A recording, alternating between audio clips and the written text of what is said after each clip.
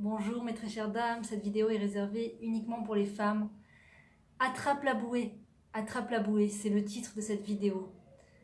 Accroche-toi à cette bouée. À quoi ça vous fait penser dans ce monde incroyable? Dans ce monde où tout est très palpitant, surtout à l'extérieur. Les choses sont extrêmement palpitantes à l'extérieur, en particulier sur Facebook, en particulier sur les réseaux sociaux.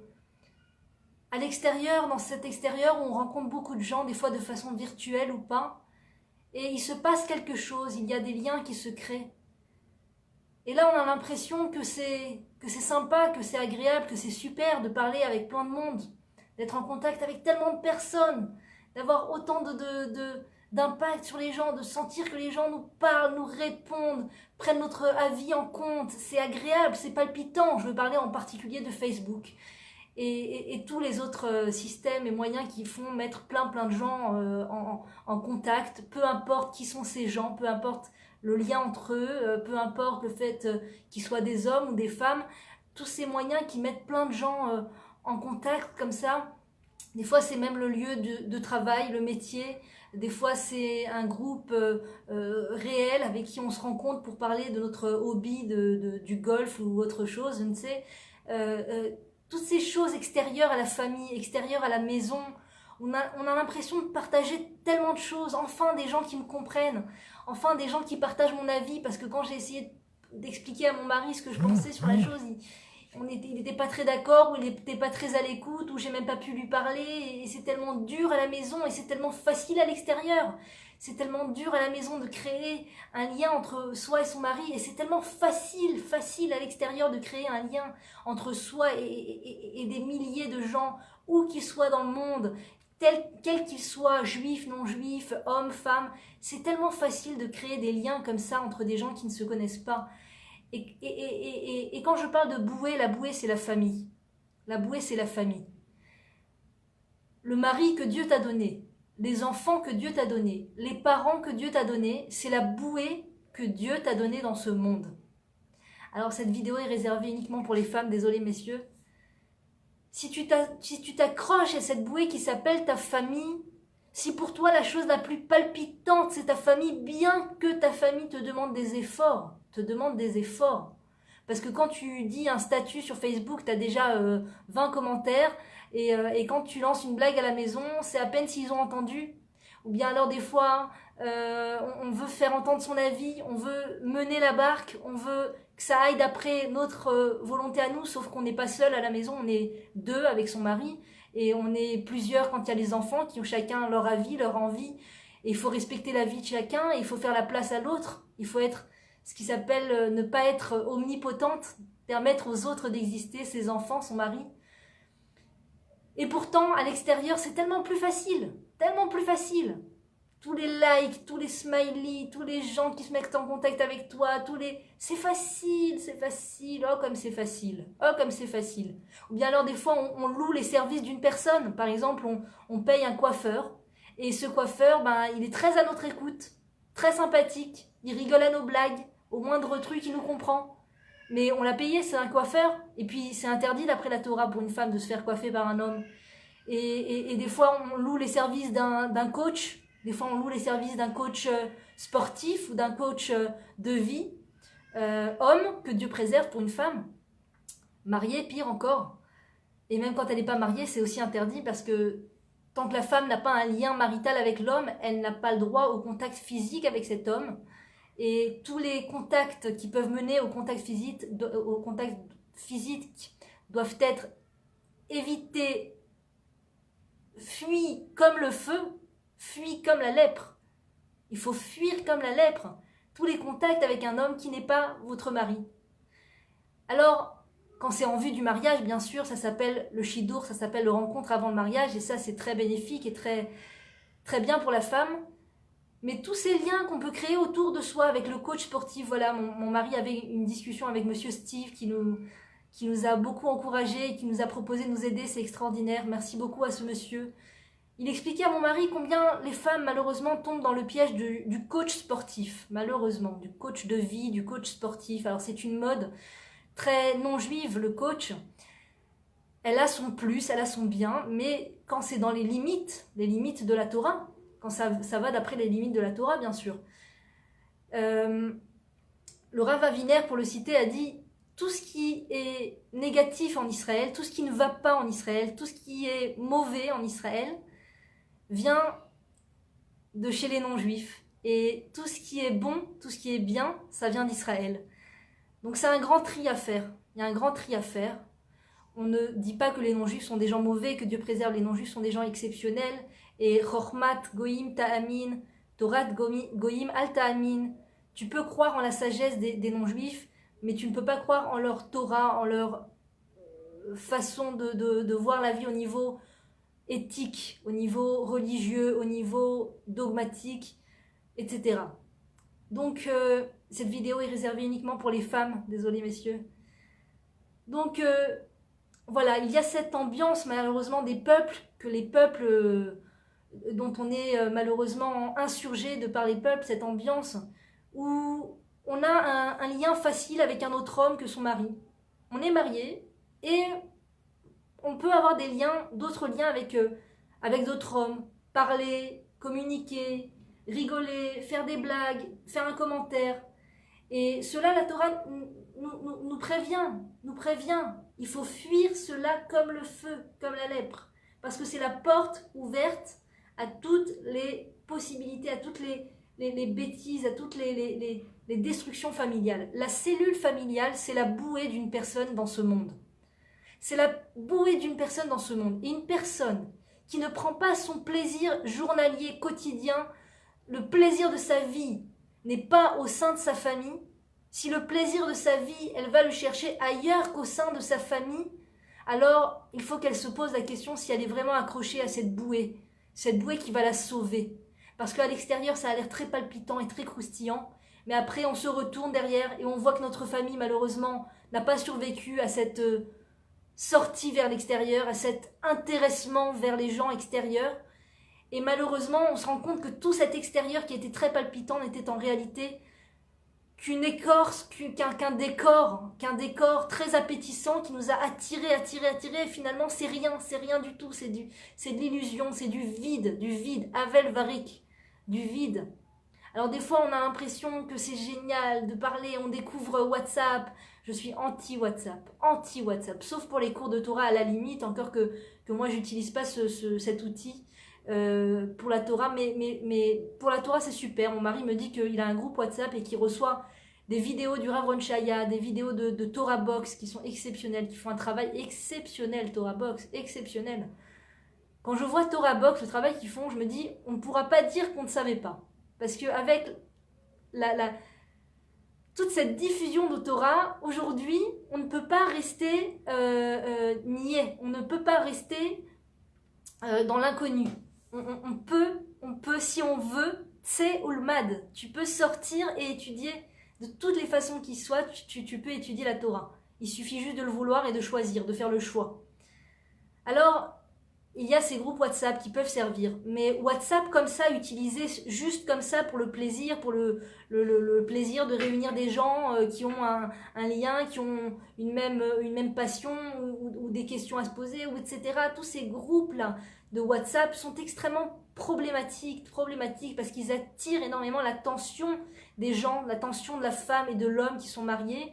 Et cette attention donc ne revient plus au mari, ne revient plus aux enfants. Les enfants n'ont plus cette attention de la maman, n'ont plus cette attention. Le mari n'a plus cette attention de sa femme parce que l'attention de la femme est justement dans ces groupes où elle doit... On a été coupé, désolé. Donc quand la femme met tout son jus, tout son intéressement dans ces discussions de groupe WhatsApp, et après les gens même se sentent obligés de répondre, ils doivent répondre, ils se sentent comme obligés, comme liés, poings et pieds et mains liés, obligés de répondre à tellement de personnes parce qu'ils se sont, au début ils étaient contents de faire partie d'un groupe, de répondre à des gens, qu'on leur parle et tout ça, et puis après ils se sentent obligés de répondre, et du coup toute leur attention vont vers ces communications et ces discussions virtuelles de Facebook, des réseaux sociaux. Toute l'attention de la femme, toute la force et l'énergie de la femme et l'intéressement de la femme vont vers ces réseaux, malheureusement. Et donc, le couple empathie, les enfants en pâtissent, Il y a un grand manque dans la vie de ces enfants dont la maman est absorbée par son téléphone, absorbée, je vois ça et j'appelle cela les enfants abandonnés. Je marche chaque fois dans la rue, je sors dehors des fois et ça m'arrive parfois et donc je vois ces enfants abandonnés. Le parent est là, le père est là, la mère est là, mais l'enfant leur parle, l'enfant tente de communiquer avec ses parents et la mère est tout simplement obnubilée par son téléphone à répondre à 20 000 appels et les enfants donc s'adressent aux parents. Par exemple, j'ai vu une fois, j'étais à la Mamila et j'étais dans l'ascenseur. Il y avait un petit garçon qui avait l'air d'avoir 9 ans à peu près, qui regarde sa maman avec les yeux écarquillés et qui lui dit « Maman, c'est beau la Mamila quand même !» Et là, grand silence. La maman n'était même plus là, elle était plongée dans son téléphone en train de répondre. C'était comme un vent, comme un fantôme. L'enfant qui n'a pas parlé. J'ai pleuré, j'avais les larmes aux yeux. Et j'ai vu ça tellement de fois encore, il y a quelques jours, encore une fois, je voyais un enfant dans le jardin d'enfants, j'étais avec mes enfants et je le voyais comme ça. Ima, maman, maman. Et il essayait de... Maman, Annie, ouais, Votar, maman, je t'aime. Maman, je t'aime. Et il essayait de faire des bisous et je regarde la mère, je cherche la mère. Oui, la mère, oui, la mère. La mère était là, sur son téléphone, en train de prendre des rendez-vous, en train de faire des choses. Allô? Oui, donc vous pouvez me prendre pour mon rendez-vous pour la manucure? Oui, la manucure lac, qui tient une semaine, hein? Oui, d'accord, c'est combien? Merci bien. Et donc elle était plongée dans son téléphone. Et l'enfant, un fantôme, un vent, un coup de vent. Mais le problème, c'est que ces enfants vont réclamer leur dû au bout d'un moment. Ils vont réclamer leur dû. Ils vont finir par réclamer leur dû, mais du mauvais moyen, malheureusement, de la mauvaise façon. Quand la maman ne donne pas l'attention à ses enfants, quand le centre du cœur de la vie d'une maman, c'est pas ses enfants, c'est pas son mari, c'est cet appareil de malheur. Pas de malheur quand on l'utilise bien, des fois on l'utilise bien, mais quand on l'utilise pas bien, c'est un appareil de malheur. Eh bien, ces enfants finiront par aller chercher l'attention ailleurs, malheureusement. Et ce sera d'une façon qui n'est pas bonne, qui n'est pas bienvenue, pour l'enfant lui-même et pour la planète entière. Une façon et une forme de réclamer cette attention, malheureusement, de façon très problématique. On parle beaucoup ces derniers temps, Hachem Yerachem, de la Gay Pride. Ça n'a rien à voir, mais voilà, de ce défilé homosexuel, c'est anti-Torah, ça va contre la vision de la Torah complètement contre la vision de la Torah, et je suis vraiment contre cette parade, décidément. Je suis aussi contre cette parade, mais il est évident que ces personnes sont des personnes qui sont dans une grande souffrance. Ce sont des personnes qui sont dans une grande souffrance, et légitimer leur parade, légitimer leur façon de parader ne leur rend certainement pas service, c'est certain. On ne doit pas les haïr parce que la Torah ne veut pas qu'on haïsse quelqu'un d'autre. Ou je ne sais pas si la Torah, peut-être que la Torah le permet, je ne sais pas. Quand la personne le fait exprès pour énerver Dieu, alors on a le droit de haïr pour rendre service à la personne. Je ne sais pas, je n'ai pas posé la question à un rav. En tout cas, ce qui est certain, c'est que ces personnes souffrent. C'est que ces personnes, à un moment dans leur vie, ont ressenti un grand manque d'attention dans leur enfance. C'est certain.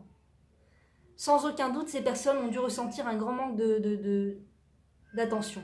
Alors, c'est vrai que nos enfants nous demandent des efforts. C'est vrai que nos enfants nous demandent de mettre notre téléphone dans le placard. C'est vrai que nos enfants, des fois, il faut avoir de la patience pour les écouter et de la patience pour leur répondre. Comme Hillel Azaken qui répondait 400 fois, qui était prêt 400 fois à enseigner la même chose à un élève parce qu'il ne comprenait pas, il avait une patience extraordinaire.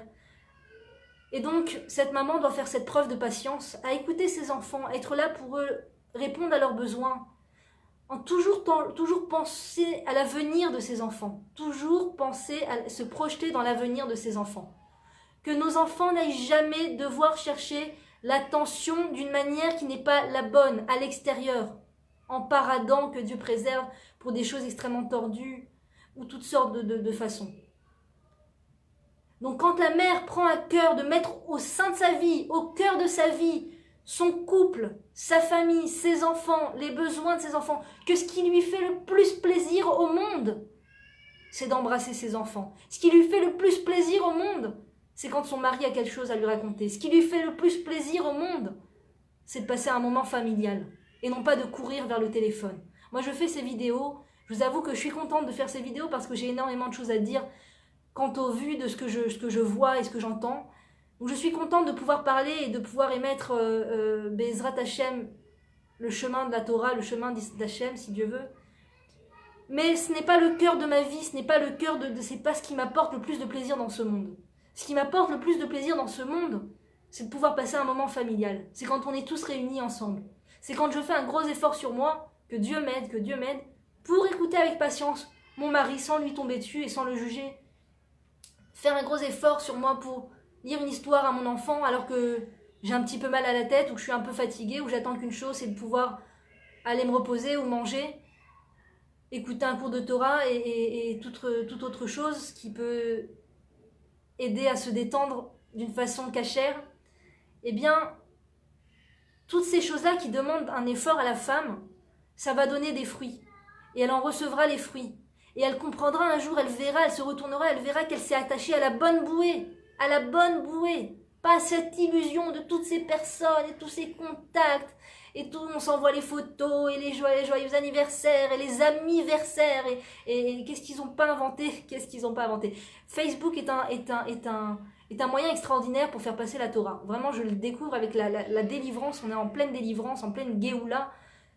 Et donc, c'est un super moyen pour faire passer la Torah. Mais il y a des choses qui sont tellement, si elles sont mal utilisées, elles sont tellement problématiques.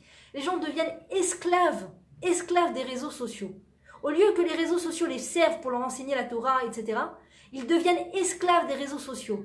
Tous les jours, ils doivent dire joyeux anniversaire aux gens et ils doivent absolument faire des likes à tout le monde et ils n'ont pas répondu là, oh, ils ont oublié de répondre là et ça se fait pas, ils veulent mal le prendre. Ils sont esclaves des réseaux sociaux.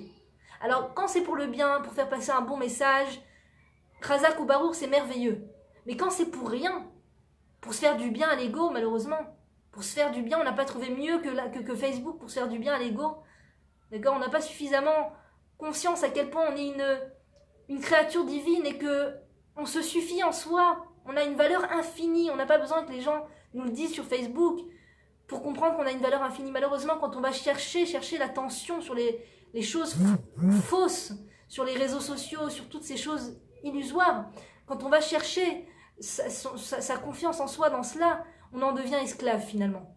On veut prendre et au final on se retrouve à devoir donner aux autres des choses qui n'appartiennent qu'à notre mari, qui n'appartiennent qu'à nos enfants, qu'à la cellule familiale. C'est vers la cellule familiale qu'une femme doit se tourner. Quand elle a quelque chose sur le cœur, quand elle a une pensée, une envie de partager, première adresse, le mari. Ni les copines, ni la meilleure amie, ni les réseaux sociaux, ni le statut, vas-y j'annonce un statut. Encore une fois, si c'est pour faire passer des messages de Torah, c'est fantastique. Mais quand c'est pour faire passer ce que pitom j'ai sur le cœur et j'ai tellement envie de partager ça et pourvu que je le partage avec le réseau social, alors là c'est complètement faussé. Les dés sont pipés comme on dit, c'est faussé. Le jeu est faussé. Et la femme se retrouve très vite avec de la poussière entre les mains, avec du vent entre les mains. Le mari n'est plus là, les enfants sont plus là parce qu'ils ont fini par désespérer d'avoir un peu d'attention de maman. Pareil pour le mari, que Dieu préserve. Et quand on est vraiment plongé dans toutes ces choses-là, dans tous ces réseaux sociaux, dans tous ces répondre aux gens et se donner une belle image et montrer les plus belles photos qu'on puisse et tout partager avec tout le monde et n'importe qui, eh bien malheureusement, on n'a pas le loisir d'utiliser cette Bina Yetera que Dieu nous a donnée. C'est quoi cette Bina Yetera? C'est cette intelligence de pouvoir comprendre une chose à l'intérieur d'une chose. C'est Dieu qui nous a fait un grand cadeau à nous les femmes. On a reçu la Bina Yetera, l'intelligence qui va au-dessus de celle du commun, du mortel, comment on dit, du commun mortel, comme ça on dit, au-delà des hommes, pour pouvoir les aider, pour pouvoir leur rendre service quand on voit quelque chose qui ne va pas dans le couple, quand on voit quelque chose qui ne va pas dans la famille et qui a besoin d'être amélioré. Si la femme n'a pas les yeux et le loisir de voir ces choses-là, pour prier pour cela, pour demander à Dieu que la chose évolue, ou alors pour s'entretenir avec son mari, débattre avec son mari. Écoute, j'aimerais bien qu'on débatte de ça, j'aimerais bien qu'on parle de ce sujet, Tu sais, quand on s'adresse aux enfants, tu sais, WhatsApp à la maison, ça me dérange parce que ça, argumenter, débattre avec le mari, c'est très très important de nos jours, c'est très important. Si la femme n'est pas libre et n'a pas le loisir de s'occuper de cela, malheureusement, parce qu'elle est plongée dans ses réseaux sociaux, plongée dans ses vidéos, plongée dans ses films et qu'elle est ailleurs, esclave de toutes ces choses-là, eh bien malheureusement, c'est la famille qui en pâtit. Le mari aura un manque, les enfants auront un manque, que Dieu préserve, et cela peut se répercuter de façon extrêmement non voulue, de façon vraiment pas sympathique. Alors, il faut faire un gros effort dans cette génération-là, dans cette période-là, où c'est tellement croustillant, c'est tellement ça attire tellement, d'accord, ça crie de partout avant Shabbat. C'est comme le Coca-Cola. Le Coca-Cola, c'est pétillant, ça donne envie de boire, mais c'est extrêmement mauvais pour la santé. C'est extrêmement mauvais pour la santé. Il n'y a pas mieux que l'eau pour la santé. Eh bien, c'est pareil. Il y a des choses qui ont moins de goût que le Coca, mais qui sont en réalité extrêmement bonnes pour nous. Comme le fait de se concentrer sur sa famille, le fait de se concentrer sur sa cellule familiale, et le fait de prendre son plaisir au sein de la famille. Voilà mes très chères dames, Shabbat Shalom, on mévorard, partagez, et accrochez-vous à la bouée. Youhou